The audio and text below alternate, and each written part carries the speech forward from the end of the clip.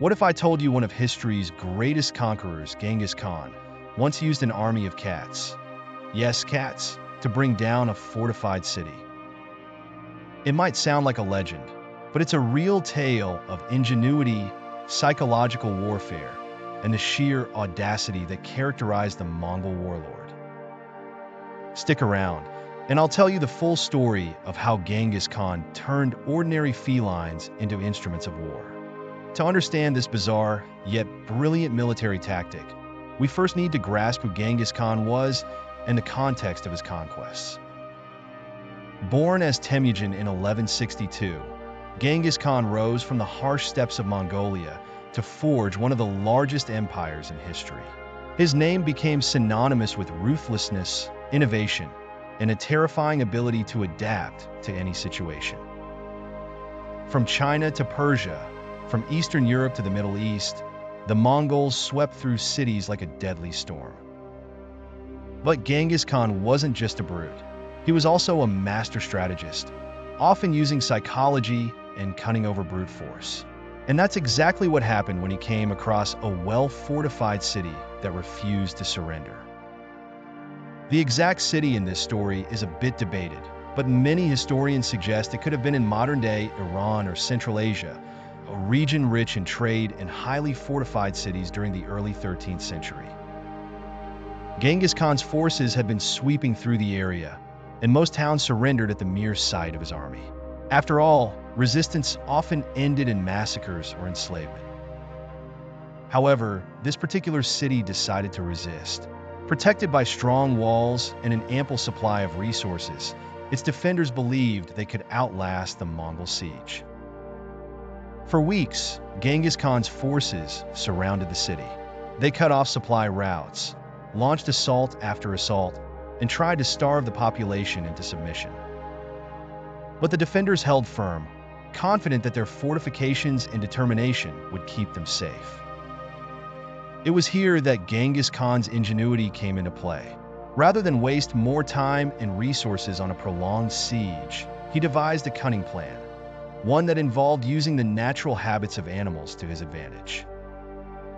Genghis Khan sent emissaries to the city with a surprising offer. He promised to lift the siege and spare the lives of the population if the city's leaders provided him with 1,000 cats and 10,000 birds. Yes, you heard that right, cats and birds. The defenders, likely baffled but desperate for a way out, agreed.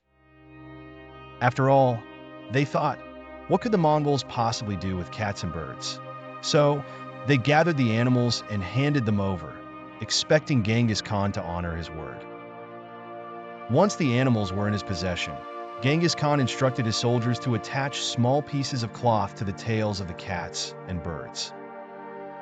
These cloths were soaked in oil or other flammable materials.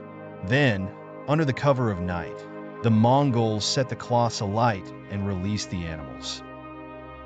Now, if you know anything about cats and birds, you'll know that their natural instinct when frightened is to flee to safety.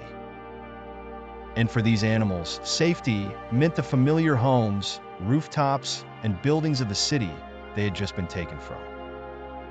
The result was chaos. The terrified animals, trailing flames, scattered throughout the city. Within minutes, fires erupted in multiple locations, on rooftops, in storage areas, and even inside homes. The city, built largely of wood and other flammable materials, was quickly engulfed in flames. As the city burned, the defenders were thrown into disarray. Their carefully planned resistance crumbled as they struggled to put out the fires and deal with the chaos. The Mongols, waiting outside the walls, seized the opportunity. They launched a full-scale assault while the city's defenders were distracted. Overwhelmed and demoralized, the city fell within hours. Genghis Khan's use of cats and birds wasn't just a clever tactic, it was a psychological blow. It demonstrated to the world that resistance against the Mongols was not only futile, but could also lead to bizarre and terrifying consequences.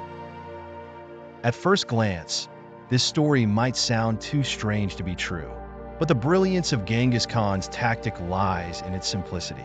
Animals, especially cats, were abundant and easily accessible.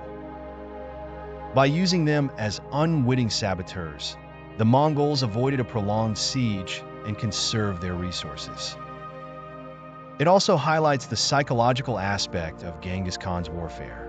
By using such an unconventional method, he reinforced his reputation as an unpredictable and unstoppable force.